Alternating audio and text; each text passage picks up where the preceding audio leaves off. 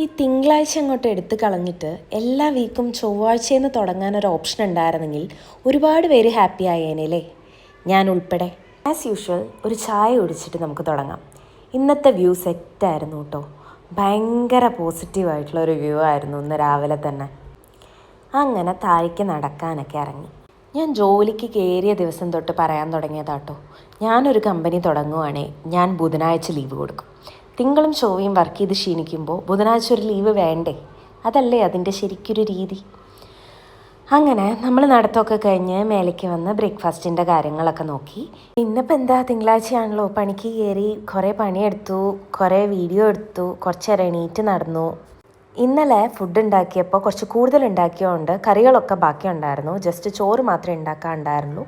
അങ്ങനെ ലഞ്ചും സെറ്റാക്കി അത് കഴിച്ച് വീണ്ടും ജോലിക്ക് കയറി. മിക്ക ദിവസത്തെയും പോലെ പ്രത്യേകിച്ച് എടുത്തു പറയാൻ മാത്രം ഒന്നുമില്ലാത്തൊരു ദിവസം, അത്രയേ ഉള്ളൂ.